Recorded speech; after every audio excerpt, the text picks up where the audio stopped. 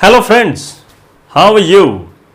I am your friend Kiran Deshpande and today we are going to learn use of though or use of although. मित्रांनो, आज आपण THOUGH याचा वापर कसा करायचा हे शिकणार आहोत. किंवा although म्हणजे ALTHOUGH although याचा वापर कसा करायचा हे आपण शिकणार आहोत. मित्रांनो, सर्वप्रथम आपण हे बघूयात की दो आणि although हे वेगळे आहेत का एकच आहेत आणि त्याचे काय काय अर्थ आहेत. तर मित्रांनो, दो आणि although या दोन्हींचा अर्थ एकच आहे. दो आणि although या दोन्हींचा अर्थ एकच आहे आणि त्यांचा उपयोग किंवा त्यांचा वापर देखील सारखाच आहे. म्हणजे तुम्ही दो काढून although लिहिलं किंवा although काढून दो लिहिलं तरी वाक्याचा अर्थ बदलत नाही. म्हणजेच दो आणि although हे दोन्हीही सारखेच आहेत. एक गोष्ट स्पष्ट झाली आपल्याला की दो आणि although या दोन्हींचे अर्थ सारखेच आहेत. फार क्वचित प्रसंगी, अतिशय क्वचित प्रसंगी दो आणि althoughचा अर्थ वेगळा होऊ शकतो, पण ती परिस्थिती खूप रेअर असते, दुर्मिळ असते. ते इथे आपल्याला सांगायची आवश्यकता नाही. आपण एवढंच लक्षात ठेवायचं की दो आणि although हे दोन्ही सारखेच आहेत. आता आपण बघूयात दो आणि althoughचे अर्थ काय काय आहेत. तर मित्रांनो, दो आणि althoghचे अर्थ आहेत असे की असे असले तरी, जरी, तरीही, परंतु, तथापि, पण, आणि तरीही, जर, तर किंवा जर तर आणि जरी तरी. मित्रांनो, तुम्हाला समजण्या इतपत मी एवढे अर्थ सांगितलेले आहेत. याच्यापेक्षा अजूनही काही असू शकतील, पण बहुतांशी अर्थ मी तुम्हाला सांगितलेले आहेत. जर तर, जरी तरी, असे असले तरी, तरीही, आणि तरीही, परंतु, तथापि, पण, आणि तरीही, जर तर असे भरपूर अर्थ मी तुम्हाला सांगितलेले आहेत. एकदा नाही तर दोनदा सांगितलेले आहेत. आता जर तर किंवा दो किंवा although कुठं वापरायचं आणि कसं वापरायचं हे बघूयात. काळजी करू नका, तुम्हाला मी बोर्डवर वाक्य समजून सांगणार आहे. परंतु बोर्डवरती समजून सांगण्याच्या अगोदर जी माहिती मी तुम्हाला आता देत आहे ती सांगणं खूपच महत्त्वाचं आहे. तुम्ही देखील लक्ष देऊन ऐका. मित्रांनो, असं एखादं वाक्य असतं किंवा असे काही वाक्य असतात की ज्यामध्ये दोन उपवाक्य असतात.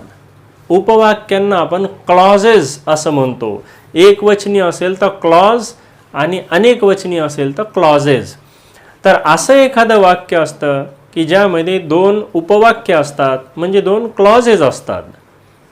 मग त्यापैकी या दोनपैकी बरं का, ह्या दोन क्लॉजेसपैकी एक प्रधान उपवाक्य असतं, एक प्रधान उपवाक्य असतं आणि एक दुय्यम उपवाक्य असतं.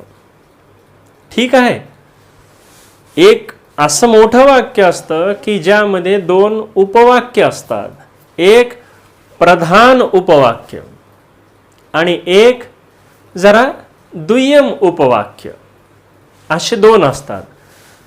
आता हे जे प्रधान उपवाक्य आहेत, तुमचे सर किंवा तुमच्या मॅडम किंवा तुम्ही जिथे ट्युशनला वगैरे जात असाल किंवा ऑनलाईन क्लास करत असाल तर तिथले सर प्रधान उपवाक्य न म्हणता त्याला मुख्य उपवाक्य पण म्हणत असतील, म्हणजेच ते पण सारखंच आहे.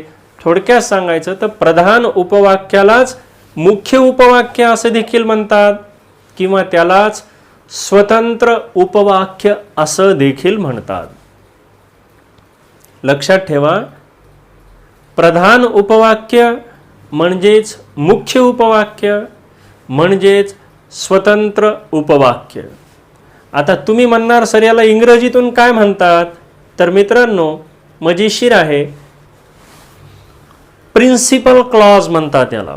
प्रधान उपवाक्याला किंवा मुख्य उपवाक्याला किंवा स्वतंत्र उपवाक्याला प्रिन्सिपल क्लॉज किंवा त्यालाच मेन क्लॉज किंवा त्यालाच इंडिपेंडंट क्लॉज किंवा त्यालाच ऑर्डिनेट क्लॉज असं म्हणतात. मित्रांनो थोडंसं तुम्हाला कंटाळा येईल पुन्हा एकदा ऐकायला, परंतु मी एकदा रिपीट करतो. प्रधान उपवाक्य जे असतं त्यालाच मुख्य उपवाक्य असं देखील म्हणतात, त्यालाच स्वतंत्र उपवाक्य असं देखील म्हणतात. इंग्रजीमध्ये त्याला 4 नावं आहेत. कोणकोणती?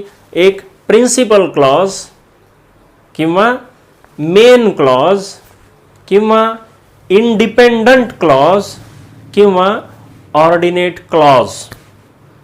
हे झालं प्रधान उपवाक्याच्या संदर्भातली माहिती. आता मी जी सुरुवातीला सांगितलं की असं एक वाक्य की जे असतं की ज्याच्यामध्ये 2 उपवाक्य असतात, त्याच्यापैकी एक प्रधान उपवाक्याबद्दलची माहिती दिली. आता जे दुसऱ्या प्रकारचं वाक्य असतं तर ते वाक्य असतं दुय्यम उपवाक्य. त्याला म्हणायचं दुय्यम उपवाक्य किंवा त्याला गौण उपवाक्य असं देखील म्हणतात आणि त्यालाच परावलंबी उपवाक्य असं देखील म्हणतात. म्हणजे दुय्यम उपवाक्याला 3 नावं आहेत मराठीमध्ये. कोणकोणती? एक दुय्यम उपवाक्य किंवा म्हणजे दुसरं एक गौण उपवाक्य आणि तिसरं एक परावलंबी उपवाक्य. आता याला देखील इंग्रजीमध्ये नावं आहेत. त्याला म्हणायचं इंग्रजीमध्ये सब ऑर्डिनेट क्लॉज. काय म्हणायचं त्याला?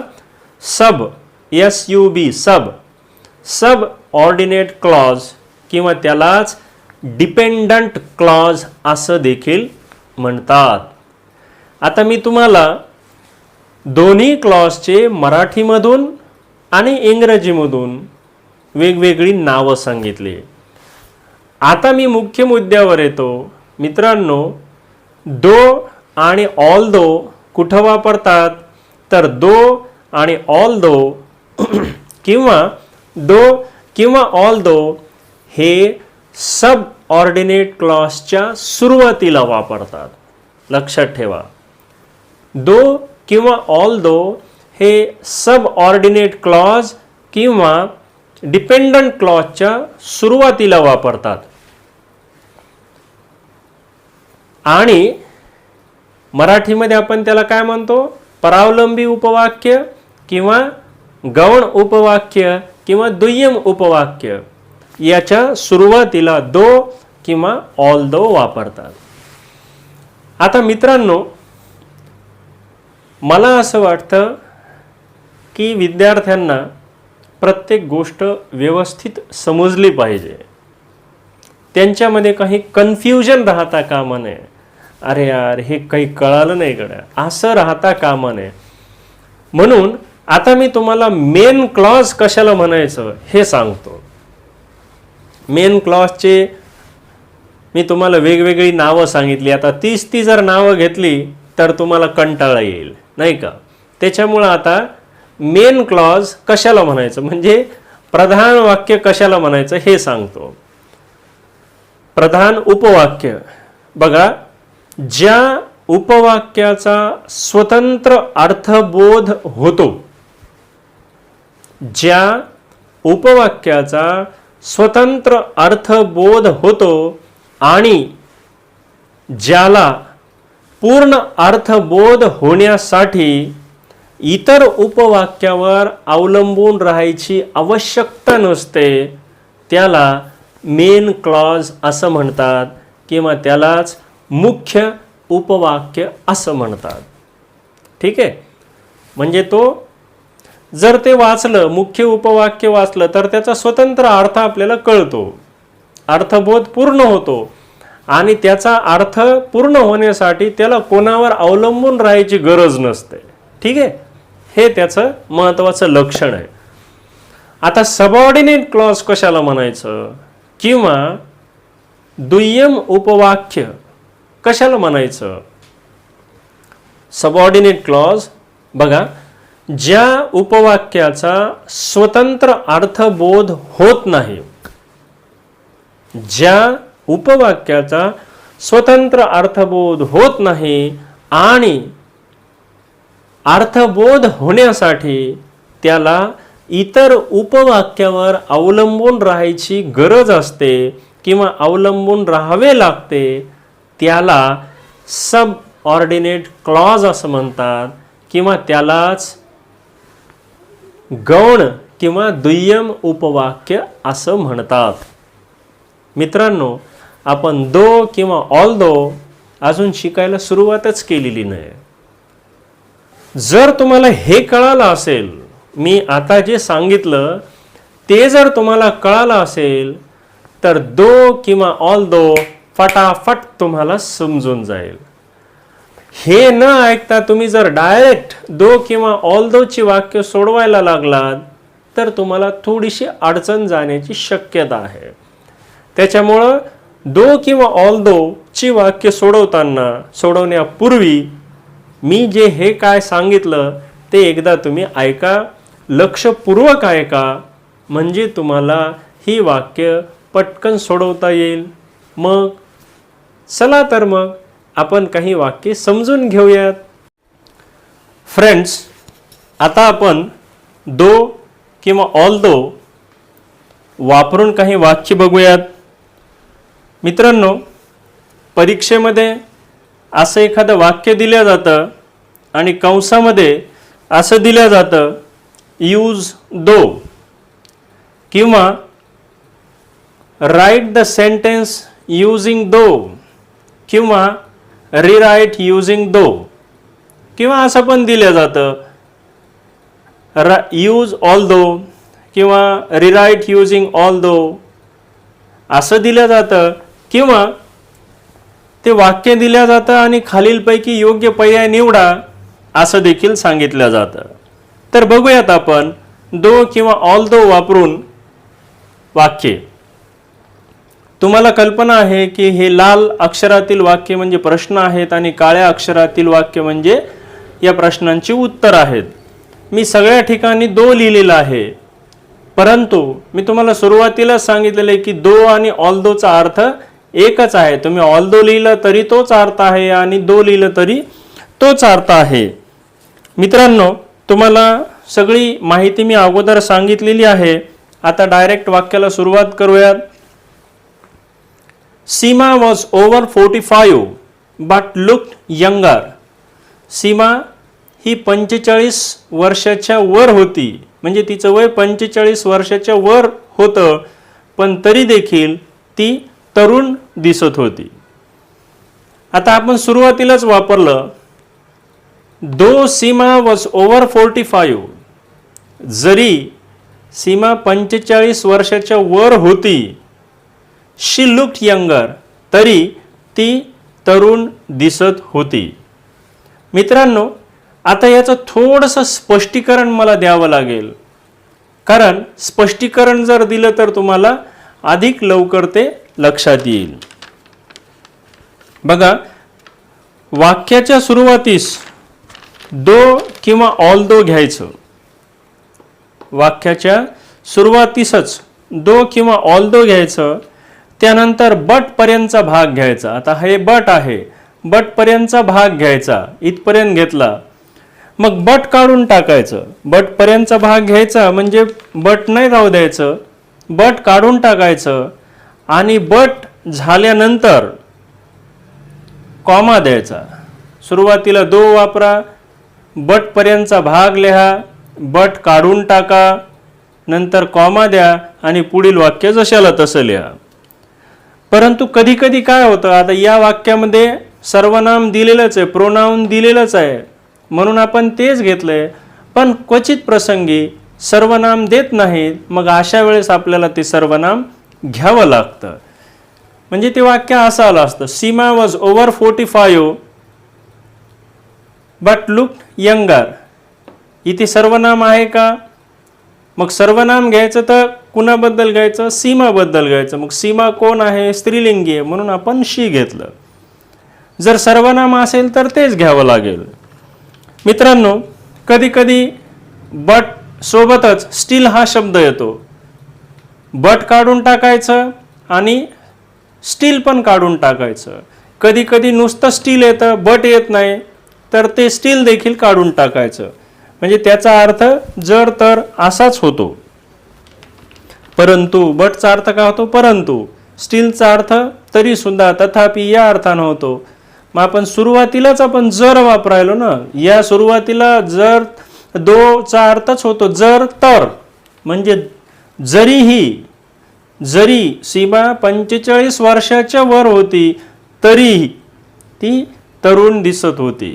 म्हणजे याचा अर्थ जर तर किंवा जरी तरी. सुरुवातीला मी सांगितलेले आहेत अर्थ, परत परत सांगितलं तर ते रिपिटेशन होईल, म्हणून मी टाळतोय ते. आता दुसरं वाक्य बघा, द हॉर्सेस आर टायर्ड. मित्रांनो, इथं ई पाहिजे, e. The horses are tired but still they were pulling the tongas. The horses are tired. म्हणजे घोडे थकलेले आहेत, परंतु तरीही ते टांगा ओढत आहेत. मग आपल्याला काय करायचं? दो सुरुवातीलाच घ्यायचं. घेतला आपण though the horses are tired. But पर्यंतचा भाग पूर्ण लिहायचा, बट काढून टाकायचं, स्टील पण काढून टाकायचं. कधी कधी बट येईल आणि कधी स्टील येईल, पण कधी कधी दोन्ही येईल. तर ते एकटं बट आलं तर काढून टाकायचं, एकटं स्टील आलं तरी काढून टाकायचं, पण बट आणि स्टील आलं तरी देखील काढून टाकायचं. म्हणून सुरुवातीला दो घ्या, the horses were tired, but पर्यंतचा भाग घ्या, बट आणि स्टील काढून टाका, कॉमा द्या आणि पुढील वाक्य जशाला तसं. काहीच अवघड नाही याच्यामध्ये. त्यानंतर the students were hungry but they were studying. विद्यार्थी भुकेले होते, परंतु ते अभ्यास करतच होते. सुरुवातीला दो घेतला आपण, म्हणजे सुरुवातीलाच घ्यायचं. दो द स्टुडंट्स वर हंग्री. सुरुवातीला दो घेऊन बट पर्यंतचा भाग घ्या, बट काढून टाका, कॉमा द्या, पुढील वाक्य जशाला तसं. मग ते वाक्य असं होईल, though the students were hungry they were studying. जरी विद्यार्थी भुकेले होते तरी ते अभ्यास करत होते.